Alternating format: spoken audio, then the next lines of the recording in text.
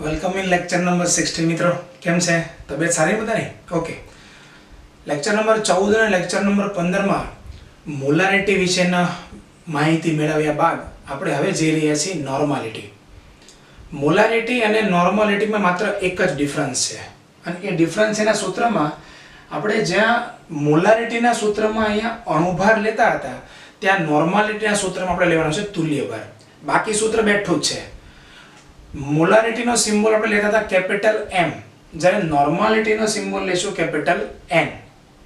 બરાબર? તો નોર્માલિટીનું સૂત્ર થશે 1000 ગુણ્યા W છેદમાં તુલ્યભાર ગુણ્યા VML. જ્યારે મોલારિટીનું સૂત્ર શું આવતું હતું? 1000 ગુણ્યા W છેદમાં અણુભાર ગુણ્યા VML. જ્યાં W બરાબર શું થશે? દ્રાવ્યનું વજન ગ્રામમાં. તુલ્યભાર ઇઝ ઇક્વલ ટુ શું થશે? અણુભારના છેદમાં x, જ્યાં x બરાબર એસિડિકતા અથવા બેઝિકતા અથવા ઓક્સિડેશન આંકમાં થતો ફેરફાર.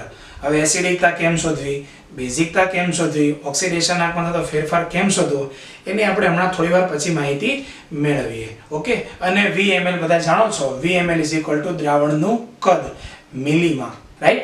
તો હવે આપણે આ તુલ્યભાર કેવી રીતે શોધવો એ જો આપણને આવડી જાય તો સેમ ટુ સેમ કન્સેપ્ટ શું છે? મોલારિટી જેવો જ છે. જે સૂત્રો મોલારિટીમાં આવ્યા હતા એ બેઠા સૂત્રો અહીંયા આવશે. ફરક ખાલી એ છે કે અહીંયા નોર્માલિટીનું જ્યારે સૂત્ર લખીશું ત્યારે અણુભારને બદલે શું લેવાનું છે? આપણે તુલ્યભાર લેવાનું છે. અને તુલ્યભાર ઇઝ ઇક્વલ ટુ અણુભારના છેદમાં x, જ્યાં x ની જગ્યાએ એસિડિકતા હોઈ શકે, બેઝિકતા હોઈ શકે અથવા તો ઓક્સિડેશન આંકમાં થતો ફેરફાર હોઈ શકે. ઓકે, ચાલો હવે સૌપ્રથમ આપણે એસિડ માટે તુલ્યભારની ગણતરી કેવી રીતે કરવી એ આપણે શીખીએ. તો તુલ્યભાર ઇઝ ઇક્વલ ટુ એસિડનો જ્યારે આપણે તુલ્યભાર ગણતા આવીશું તેનું સૂત્ર શું થઈ જશે? તુલ્યભાર ઇઝ ઇક્વલ ટુ અણુભારના છેદમાં બેઝિકતા. ઓકે, યાદ રાખજો, એસિડ માટે બેઝિકતા અને બેઝ માટે એસિડિકતા. કઈ રીતે એસિડિકતા બેઝિકતા ફાઇન્ડ કરવાની એ હું તમને અત્યારે શીખવાડું છું. ઓકે, તો ફર્સ્ટ ઓફ ઓલ એસિડ માટે તો અત્યારે આપણે અણુભારની જગ્યાએ m લઈ લેશું. બરાબર છે? ઓકે. હવે HCl, હવે તમે આને પાણીમાં જો નાખો તો એનું આયનીકરણ થઈને મિત્રો આવું મળશે H+ + Cl-. બરાબર છે? તો એક HCl નો અણુ હોય એમાંથી એક H+ મુક્ત થાય. બરાબર છે? હવે જો એમાં બેઝ ઉમેરવામાં આવે, હું અઝ્યુમ કરાવું, તમે ધારણા કરાવું છું, અત્યારે HCl છે. હવે જો એમાં બેઝ ઉમેરવામાં આવે તો બેઝમાંથી શું મુક્ત થાય? OH-. તો આ એક H+ આયન બેઝમાંથી ઉત્પન્ન થયેલા એક OH- નું તટસ્થીકરણ કરે. ઓકે, આ ડેફિનેશન છે જે આપણે આગળ ઉપર પણ ભણવાના છીએ જ. ઇન શોર્ટ, આ એસિડ જે છે એમાંથી એક H+ આયન મુક્ત થાય છે જે બેઝના OH- સાથે પ્રક્રિયા કરી શકે છે. એટલા માટે એવું બોલાય કે એની બેઝિકતા કેટલી છે? 1 છે. ઓકે, એટલે આપણે જે લખ્યું હતું અણુભારના છેદમાં x, x is equal two આપણે લીધો અત્યારે એસિડ એટલે એની શું મળશે? બેઝિકતા. તો x ની જગ્યાએ 1 લઈ લેવાનું. તો આનો તુલ્યભાર કેટલો થશે? તુલ્યભાર ઇઝ ઇક્વલ ટુ અણુભાર m છે અને છેદમાં મને બેઝિકતા કેટલી મળી? 1 મળી. ક્લિયર? હજી નો આઈડિયા? ચાલો બીજું એક્ઝામ્પલ. HNO3, આને જો પાણીમાં ઓગાળવામાં આવે તો સંપૂર્ણ આયનીકરણ થઈને એક H+ આયન અને NO3- આયન મુક્ત થાય છે. તો એક HNO3 અણુમાંથી એક H+ આયન મુક્ત થયો એટલે એવું બોલાય કે એની બેઝિકતા કેટલી થશે? 1. અને માટે આમનો તુલ્યભાર જો તમારે ગણવો હોય તો તુલ્યભાર ઇઝ ઇક્વલ ટુ અણુભારના છેદમાં એમની બેઝિકતા એટલે 1 આવશે. હવે આપણે જઈએ એસિટિક એસિડ. ઘણા મિત્રો એવું ધ્યાન રાખે છે કે ભાઈ જેટલા H હોય એની બેઝિકતા. ના, આમાં H તમે જુઓ તો 3 ને 1 4 H છે. તો આ એસિટિક એસિડ એની બેઝિકતા શું 4 થાય? ના, એને તમે પાણીમાં નાખશો તો આયનીકરણ કંઈક આ રીતે થાય, CH3COO- અને વત્તા H+. એટલે H+ તો અહીંયા કેટલા મુક્ત થયા? 1 જ. અહીંયા પણ 1 હતો અને અહીંયા પણ 1 જ છે. તો ફરીથી આમની બેઝિકતા કેટલી કહેશું આપણે? 1. અને માટે આમનો તુલ્યભાર is equal to m/1. Clear? ચાલો, તો આપણે 3 એક્ઝામ્પલ આપ્યા, બધામાં બેઝિકતા 1 છે. હવે આપણે જઈએ છીએ H2SO4, રસાયણનો રાજા, સલ્ફ્યુરિક એસિડ. હવે તમે જ્યારે એને પાણીમાં નાખશો મિત્રો ત્યારે 2H+ અને વત્તા SO4 - 2 આયનો મુક્ત થાય. તમે જુઓ H2SO4 નો એક અણુ એમાંથી કેટલા H+ ના આયન મુક્ત થયા? તો 2 H+ આયન મુક્ત થયા એટલે એવું બોલી શકાય કે આમની બેઝિકતા કેટલી છે? 2. આને બેઝિકતા 2 કહેવાય કારણ કે એક H2SO4 માંથી 2 H+ મુક્ત થયા. બરાબર છે ને? ધ્યાન રાખજો, આ બહુ વારે યુઝ કરી થશે આનો એસિડ નો ઉપયોગ. બરાબર, ચાલો તો આમનો તુલ્ય ભાર ઇઝ ઇક્વલ ટુ શું લખી શકાય? m/2. યાદ રાખજો, H2SO4 ના જ્યારે દાખલા ગણીશું આપણે ત્યારે તુલ્ય ભાર ઇઝ ઇક્વલ ટુ અણુ ભારના છેદમાં 2. નેક્સ્ટ જઈએ છીએ H3PO4. નામ યાદ રાખજો, નોટમાં લખી નાખજો. H3PO4 is equal two phosphoric acid. ફરીથી નોટમાં લખજો, એક્સ્ટ્રા નોન કરીને બાકી પછી લખ્યો. H3PO4 is equal two phosphoric acid. Phosphoric acid. Clear? હવે આમને જો પાણીમાં ઓગાળવામાં આવે તો કેટલા H+ આયન મુક્ત થશે? 3 H+ આયન મુક્ત થાય અને વત્તા શું મુક્ત થશે? PO4 - 3. ચાલો, એક H3PO4 અણુમાંથી 3 H+ આયન મુક્ત થયા એટલે એવું કહી શકાય કે આમની બેઝિકતા કેટલી છે? 3. અને માટે આવું કહી શકાય કે તુલ્ય ભાર is equal two m/3. Clear? આ અણુ ભાર અને બેઝિકતાની જગ્યાએ 3. ક્લિયર? સમજાય છે તમને? Last example H2C2O4. લખો મિત્રોનું નામ. H2C2O4 નામ લખો એનું. Oxalic acid. H2C2O4 is equal to oxalic acid. ચાલો આને પાણીમાં નાખીશું તો કેટલા આયનો? 2 H+ આયનો મુક્ત થશે અને વત્તા મળશે C2O4 - 2. તો ઓબ્વિયસલી 2 H+ આયનો મુક્ત થયા છે એટલે આમની જે બેઝિકતા છે ઓક્ઝેલિક એસિડની બેઝિકતા કેટલી થઈ જાય? 2. અને માટે તુલ્ય ભાર is equal to m/2. તો એક, આ બીજું, આ ત્રીજું, આ ચોથું, આ પાંચમું અને આ છઠ્ઠું.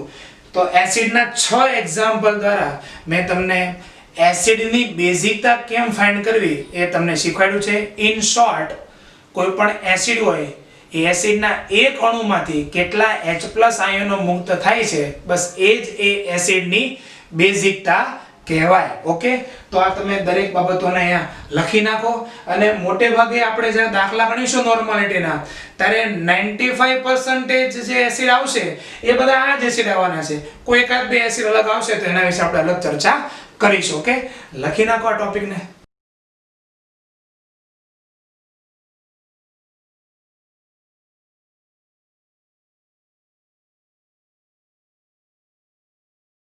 મિત્રો, એસિડ માટે તુલ્ય ભાર કેમ શોધવો એ શીખ્યા પછી હવે આપણે જઈએ છીએ બેઝ માટે. તો એસિડ માટે તુલ્ય ભારનું સૂત્ર શું હતું? અણુભારના છેદમાં બેઝિકતા. બરાબર, તો હવે આપણે જઈએ છીએ બેઝ માટે તુલ્ય ભાર ઇઝ ઇક્વલ ટુ અણુભારના છેદમાં એસિડિકતા. કારણ કે બેઝ જે છે એની એસિડ સાથે પ્રક્રિયા થાય એટલે અણુભારના છેદમાં એસિડિકતા. હવે NaOH તો બહુ ઈઝી છે. NaOH હોય એમાંથી એવું તો ના લખાય NaO- + H+. તો બેઝને પણ તમે એસિડ સાબિત કરી દેશો. NaOH માંથી આયનીકરણ કરો એટલે Na+ + OH-. તો અત્યારે કેટલા OH- આયન મુક્ત થયા? 1. એટલે માટે કહી શકાય કે આમની એસિડિકતા કેટલી છે? 1 છે. એટલે માટે તમે જ્યારે NaOH ના દાખલા ગણતા હો ત્યારે તુલ્ય ભાર ઇઝ ઇક્વલ ટુ શું લેવાય? અણુ ભાર આપણે આગળ ધારણા કરી હતી m અને ડિવાઇડેડ બાય 1. ઓકે, એટલે અણુ ભાર અને તુલ્ય ભાર સેમ થઈ ગયા. કેમ? કારણ કે એમને એસિડિકતા તો ઓલરેડી એક જ છે. નેક્સ્ટ પછી KOH, K+ + OH-. તો આમની પણ તમે જો OH- કેટલા મુક્ત થયા? 1 KOH માંથી 1. એટલે એસિડિકતા કેટલી છે? 1 છે. આમનો પણ જો તમે તુલ્ય ભાર ગણવા જાઓ તો તુલ્ય ભાર is equal to m/1. Next CaOH twice, Ca + 2 + 2OH-. તો તમે જોઈ શકો છો એક CaOH twice માંથી કેટલા OH- મુક્ત થયા? 2. તો અમને એસિડિકતા કેટલી થઈ જશે? 2. તો એમનો તુલ્ય ભાર ઇઝ ઇક્વલ ટુ શું લખી શકાય? Capital M/2. અણુભારના છેદમાં 2. Next AlOH3 aluminium hydroxide, Al + 3 + 3OH-. તો 3 OH- આયનો એક અણુમાંથી મુક્ત થયા એટલે આમની એસિડિકતા કેટલી થઈ જાય 3 અને માટે આવું કહી શકાય કે તુલ્ય ભાર is equal two m/3 clear okay next મિત્રો ક્ષાર માટે તુલ્ય ભાર ઇઝ ઇક્વલ ટુ અણુભારના છેદમાં કુલ ધન વીજભાર આપણે એક્ઝામ્પલ દ્વારા સમજીશું તો તમને આઈડિયા આવશે Na2CO3 છે અને તમે પાણીમાં નાખો એટલે આયનીકરણ થઈને 2Na+ અને વત્તા CO3 - 2 બરાબર હવે આમાં તમે જુઓ એક સોડિયમ ઉપર +1 ધન વીજભાર છે પણ પ્રશ્ન એ લખ્યો છે કુલ ધન વીજભાર તો અહીંયા બે સોડિયમ છે એટલે કુલ ધન વીજભાર કેટલો થશે +2 તો એવું લખી શકાય તુલ્ય ભાર ઇઝ ઇક્વલ ટુ m/2 આ બે કેમ લખ્યા કારણ કે 2 ગુણ્યા 1 ચાલો હજી એક એક્ઝામ્પલ આપું CaCO3 એનું આયનીકરણ થાય એટલે આવું બને મિત્રો Ca+2 વત્તા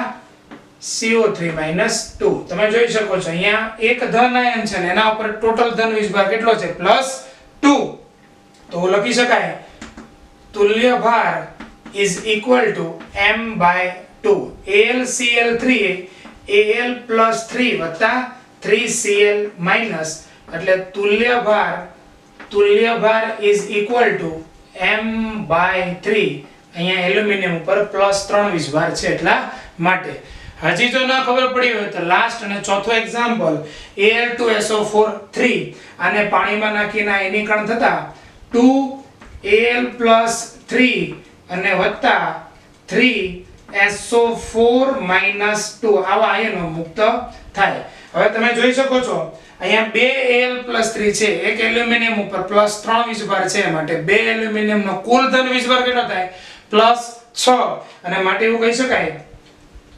એલ્યુમિનિયમ સલ્ફેટ નો તુલ્ય ભાર is equal two m/6 clear તો મિત્રો આ રીતે આપણે એસિડ માટે બેઝ માટે અને ક્ષાર માટે તુલ્ય ભારની ગણતરી કઈ રીતે કરવી એ મેં તમને અહીંયા ભણાવ્યું લખી નાખવાનું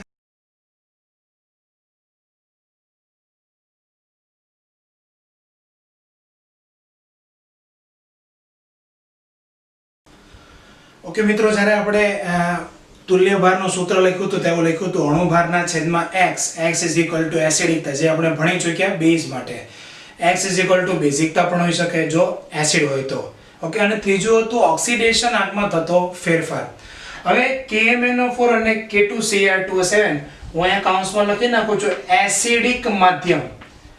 એસિડિક માધ્યમમાં જ્યારે KMnO4 અને K2Cr2O7 પ્રક્રિયા કરે ત્યારે એમાં નીચે મુજબની પ્રક્રિયાઓ જોવા મળે છે એમાં MnO4 - 1 ઋણ આયન હોય એમાંથી બની જાય Mn+2 જેમાં મેંગેનીઝ નો ઓક્સિડેશન આંક +7 છે અને એમાં નિપજમાં મેંગેનીઝ નો ઓક્સિડેશન આંક +2 છે ઘણા મિત્રોને આ +7 કઈ રીતે હોય અત્યારે ખબર નહીં પડે કારણ કે આપણે રેડોક્સ પ્રક્રિયાઓ એવું એક આખું ચેપ્ટર છે બરાબર જેમાં ઓક્સિડેશન આંક નક્કી કરવાના ઘણા બધા નિયમો છે તો એ ચેપ્ટર જ્યારે તમે ભણશો ત્યારે કોઈ તત્વનો ઓક્સિડેશન આંક કઈ રીતે ગણવો એ તમને ત્યાં સારી રીતે આવડી જશે ઓકે અત્યારે તો તમે ખાલી આ યાદ રાખો કે જ્યારે KMnO4 એસિડિક માધ્યમમાં પ્રક્રિયા કરે છે ત્યારે એનો તુલ્ય ભાર તમારે ગણવો હોય તો અણુભારના છેદમાં ઓક્સિડેશન આંકમાં થતો ફેરફાર એ કઈ રીતે એપ્લાય થાય છે એ મેં તમને ખાલી સમજાવ્યું છે અહીંયા તમને એક માહિતી આપી અત્યારે એવું લાગે પણ જ્યારે તમે રેડોક્સ પ્રક્રિયાઓ ચેપ્ટર ભણશો 12 સાયન્સમાં ડી અને એફ વિભાગના તત્વો એ ચેપ્ટર જ્યારે ભણશો ત્યારે આના ગુણધર્મ જ છે ત્યારે તમને વેલ નોન સારી રીતે આ બધું આવડી જવાનું છે એટલે અત્યારે જ્યાં સુધી 11મા ધોરણમાં રેડોક્સ પ્રક્રિયાઓ ચેપ્ટર ના ચાલે ત્યાં સુધી તમને આ થોડું નવીન લાગશે ત્યાં સુધી તમે આ યાદ રાખો ક્લિયર તો KMnO4 નો તુલ્ય ભાર = જો 7 માંથી 2 એટલે ઓક્સિડેશન આંકમાં 5 નો ફેરફાર થયો એટલે KMnO4 નો તુલ્ય ભાર એસિડિક માધ્યમમાં અણુભારના છેદમાં ઓક્સિડેશન આંકમાં થતો ફેરફાર એટલે m/5 આ યાદ રાખો તો વેરી વેલ ઓકે નેક્સ્ટ તે જ રીતે K2Cr2O7 નામ છે પોટેશિયમ ડાયક્રોમેટ આનું નામ હતું પોટેશિયમ પરમેંગેનેટ નામ છે આનું પોટેશિયમ પરમેંગેનેટ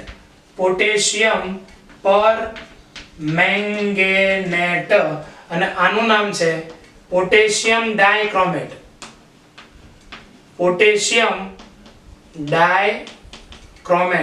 ક્લિયર તો પોટેશિયમ ડાયક્રોમેટમાં Cr2O7 - 2 ઋણ આયન છે. એસિડિક માધ્યમમાં પ્રક્રિયા કરશે એટલે નિપજ બનશે 2Cr+3. એટલે કુલ ઓક્સિડેશનાંક +12 માંથી થઈ જશે કુલ ઓક્સિડેશનાંક +6. એટલે ઓક્સિડેશનાંકમાં 6 નો ફેરફાર થશે અને માટે K2Cr2O7 નો તુલ્યભાર તમે લખી શકો m/6. હજી એકવાર તમને કહી દઉં છું, રેડોક્સ પ્રક્રિયાઓ જ્યારે ચેપ્ટર ચાલશે ત્યારે ક્રોમિયમનો ઓક્સિડેશનાંક કઈ રીતે ગણવો એ તમને ત્યાં આવડી જશે. અને ડી અને એફ વિભાગના તત્વો ધોરણ 12 સાયન્સમાં આ પ્રક્રિયા આવે છે, એને આધારે તમને એક આ માહિતી અત્યારે આપું છું. હાલના તબક્કે તમે આ યાદ રાખો.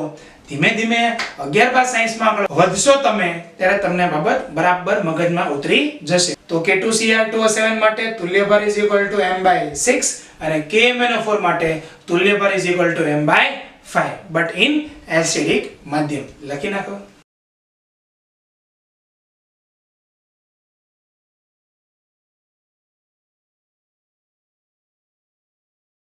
એસિડ બેઝ ક્ષાર માટે તુલ્યભાર કઈ રીતે શોધવો, KMnO4 અને K2Cr2O7 માટે તુલ્યભાર કઈ રીતે શોધવા તે વિશેની માહિતી પરફેક્ટલી મેળવ્યા બાદ હવે મિત્રો આપણે કેટલાક એવા સૂત્રો વિશે જઈ રહ્યા છીએ જેને જોતા જ સહજ તમને એવું લાગશે કે સર આ તો મોલારિટીમાં આપણે ઓલરેડી ભણી જ ગયા છીએ. Yes, absolutely right.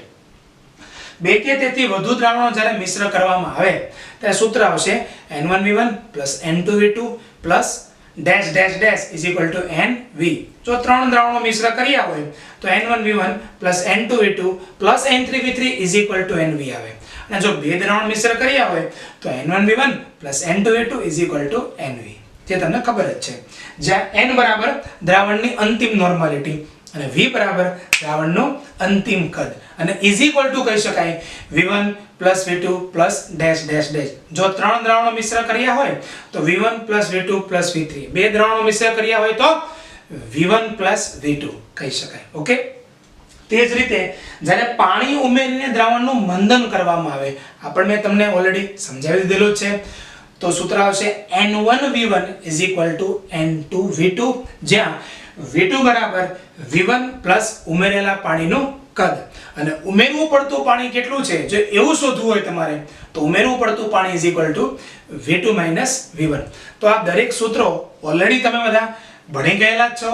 ઓકે. માત્ર ફરક એટલો છે, ત્યાં મોલારિટી માટે હતો, અહીંયા નોર્માલિટી માટે છે. લખી નાખવાને.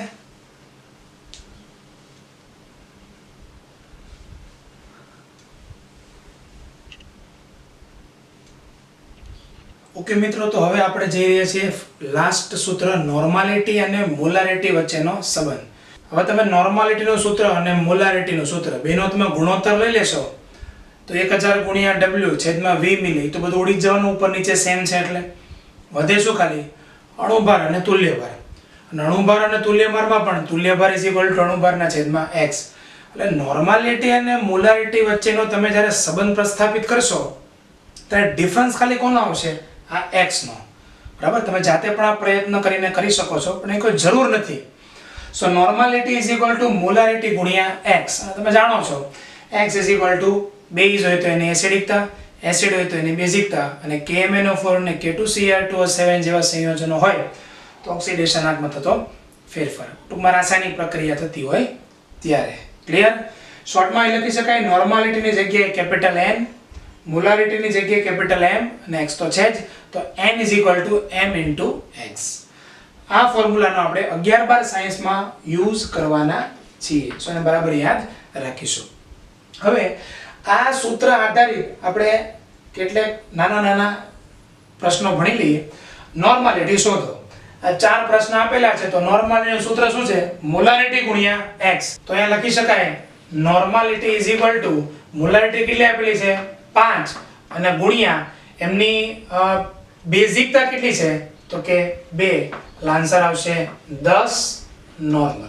Next 2.5 molar HCl. બરાબર. તો normality is equal two molarity કેટલી આપેલી છે?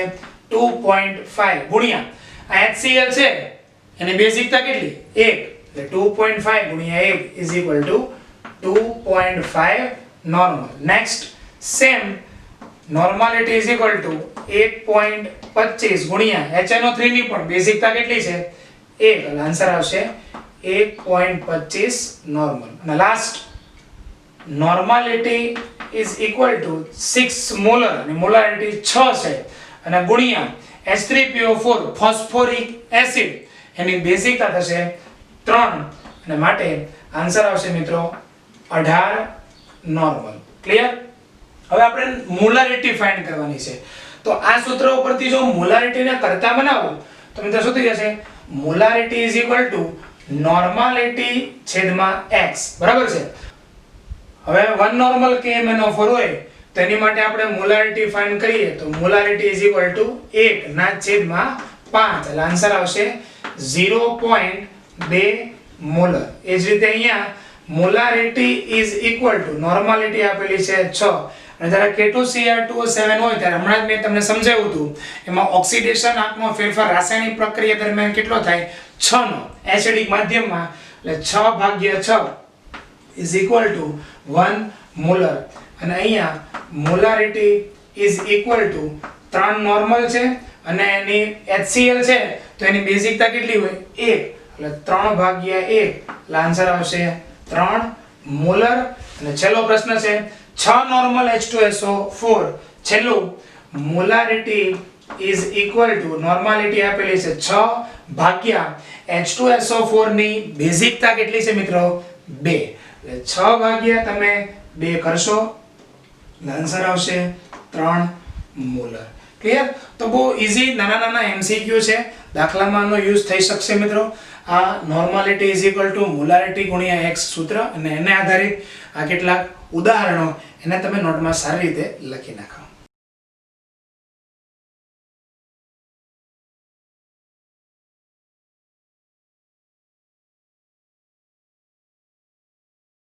ઓકે મિત્રો, ચાલો નોર્માલિટીના બધા સૂત્રો અને દરેક તુલ્યભાર કઈ રીતે શોધવો એ ટોપિક પૂરો કર્યા પછી હવે એના દાખલા તરફ જઈએ છીએ. તો 2000 મિલી દ્રાવણમાં 49 ગ્રામ H2SO4 ઓગાળેલો છે તો બનતા દ્રાવણની નોર્માલિટી શોધો. તો સૌપ્રથમ મિત્રો નોર્માલિટી જ્યારે શોધવી હોય તો તુલ્યભાર શોધવો પડે. તો H2SO4 will gives 2H+ અને વત્તા SO4 - 2. તો આની મિત્રો બેઝિકતા કેટલી આવશે? બેઝિકતા ઇઝ ઇક્વલ ટુ 2. માટે તુલ્યભાર ઇઝ ઇક્વલ ટુ શું થશે? H2SO4 નો અણુભાર છે 98 ભાગ્યા 2 કરો એટલે આન્સર આવશે 49. ક્લિયર? નેક્સ્ટ મિત્રો 49 ગ્રામ એટલે W ઇઝ ઇક્વલ ટુ 49 ગ્રામ અને VmL ઓલરેડી આપણે રકમમાં આપેલું જ છે 2000 મિલી. નોર્માલિટી ઇઝ ઇક્વલ ટુ 1000 ગુણ્યા W છેદમાં તુલ્યભાર ગુણ્યા VmL. સૂત્રમાં કિંમત મૂકી દો એટલે 1000 ગુણ્યા 49 છેદમાં 49 ગુણ્યા 2000 એટલે આનો આન્સર આવશે મિત્રો 0.5 normal. Clear? Next 3 normal H3PO4 ના 3 લિટર દ્રાવણમાં કેટલા ગ્રામ H3PO4 ઓગળેલો છે?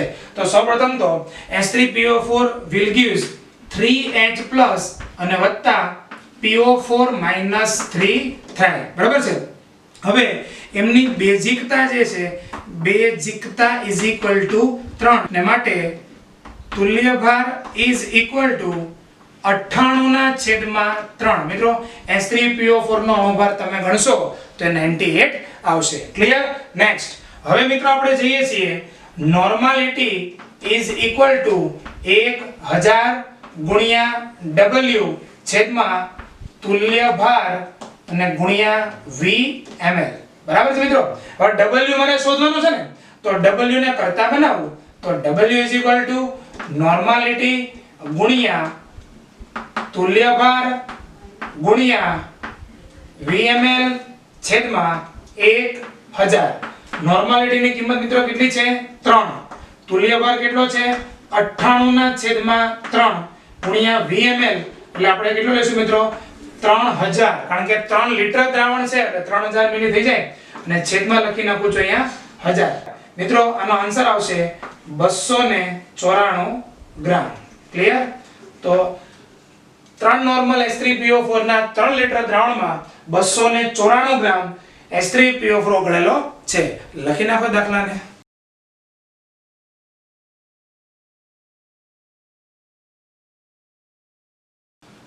ઓકે મિત્રો, હવે નેક્સ્ટ દાખલા તરફ જઈએ છીએ. 20 નોર્મલ H2SO4 ના 2 લીટર દ્રાવણને 6 લીટર 10 નોર્મલ HNO3 ના દ્રાવણ સાથે મિશ્ર કરતા બનતા મિશ્રણની નોર્માલિટી આપણે શોધવાની છે. તો મિત્રો આ N1V1 plus N2V2 and is equal to NV. So final normality is equal to N1V1 plus N2V2 divided by V. હવે આમાં આપણે કિંમતો મૂકીએ તો N1 ની કિંમત છે 20 ગુણ્યા એનું કદ છે 2 વત્તા N2 ની કિંમત છે 10 ગુણ્યા એની કિંમત છે 6 અને છેદમાં કુલ કદ કેટલું થશે 6 લીટર અને 2 લીટરનો સરવાળો એટલે આવશે 8. ઓકે 20 દુ 40 અને 10 છંગ 60 એટલે 100 ના છેદમાં 8 એટલે મિત્રો આનો આન્સર આવશે 12.5 નોર્મલ. ક્લિયર? નેક્સ્ટ 30 મિલી 1 નોર્મલ HNO3 ના દ્રાવણને બીજા આ દ્રાવણ સાથે મિશ્ર કરતા. મિત્રો ધ્યાન અહીંયા રાખવાનું છે. એક બાજુ નોર્માલિટી આપેલી છે, બીજી બાજુ મોલારિટી આપી છે અને આપણે શોધવાનું છે શું મિશ્ર દ્રાવણની નોર્માલિટી. તો આ જે મોલારિટી આપણને આપી છે એને પણ મારે નોર્માલિટીમાં ટ્રાન્સફર કરવું પડશે. એટલે હું આ રીતે લખીશ મિત્રો N1 is equal to 1 normal અને V1 is equal to 30 milli. Clear? ચાલો હવે અહીંયા હું લખીશ N2 બરાબર m ગુણ્યા x. બરાબર છે? મોલારિટી કેટલી આપણને આપેલી છે 1 ગુણ્યા H2SO4 ની બેઝિકતા કેટલી છે 2 એટલે મને મળશે 2 નોર્મલ. તો આ રીતે મેં કર્યું શું આ જે મોલારિટી જે મને આપેલી હતી એને મેં નોર્માલિટીમાં ટ્રાન્સફર કરી નાખી અને બીજું V2 આવશે 20 મિલી. ક્લિયર? હવે N1V1 plus N2V2 is equal to NV અને માટે capital N is equal to શું થશે N1V1 plus N2V2 by V. એટલે શું ગુણાકાર કરશું આપણે 1 ગુણ્યા 30 પ્લસ 2 ગુણ્યા 20 ડિવાઇડેડ બાય 30 મિલી અને 20 મિલી એટલે ટોટલ આન્સર આવશે 50 મિલી. 30 એકુ 30 અને 20 દુ 40 એટલે 70 ના છેદમાં 50 એટલે આન્સર આવશે મિત્રો 1.4 નોર્મલ. આ જે મિશ્ર દ્રાવણ બન્યું એની નોર્માલિટી આવી છે 1.4 નોર્મલ. નેક્સ્ટ મિત્રો છેલ્લો દાખલામાં જઈએ આપણે. 2 નોર્મલ H2SO4 ના દ્રાવણમાં કેટલું પાણી ઉમેરીએ તો તે 1 મોલર બને. મિત્રો જો આ પાણી ઉમેરવાનો દાખલો છે પણ અહીંયા તમે ઉમેરવું પડતું પાણી બરાબર V2 V1 N1V1 બરાબર N2V2 આ ફોર્મ્યુલા લેવાની કોઈ જરૂર નથી. કેવી રીતે તમે જુઓ 2 normal H2SO4 is equal to 1 molar H2SO4 થાય. બોલો સહમત કે અસહમત? અહીંયા 1 molar H2SO4 હતું એની મને નોર્માલિટી કેટલી મળી હતી 2 normal. એટલે કે 2 normal H2SO4 એક્ચ્યુઅલી છે શું એ 1 molar H2SO4 જ છે. તો પાણી ઉમેરવાની કોઈ જરૂર જ નથી. ખબર પડે છે કઈ? મારી પાસે દ્રાવણ છે બરાબર, એક દ્રાવણ છે ખોબામાં. આ ખોબામાં જે દ્રાવણ છે એની નોર્માલિટી કેટલી છે 2 નોર્મલ H2SO4 છે. હવે માં કેટલું પાણી ઉમેરીએ તો 1 મોલર H2SO4 બને એવો પ્રશ્ન છે. અરે આ 2 નોર્મલ H2SO4 છે એની મોલારિટી 1 મોલર જ છે ને, તો પાણી ઉમેરવાની કઈ જરૂર નથી. ક્લિયર? તો આ દાખલામાં પાણી ઉમેરવાની આપણે કોઈ જરૂર છે નહીં, because 2 normal H2SO4 is equal to 1 molar H2SO4. તો આ ત્રણેય દાખલાને મિત્રો આપણે લખી નાખીશું અને અહીંયા આપણે નોર્માલિટીના તમામ દાખલાઓને પૂર્ણ કર્યા. લખી નાખો.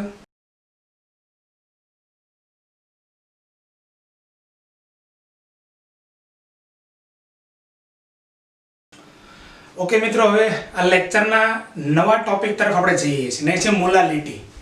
હવે તમને મોલારિટીનો જો સૂત્ર આવડતું હોય, નોર્માલિટીનો સૂત્ર જો આવડતું હોય તો મોલારિટીનો સૂત્ર પણ આવડી જશે.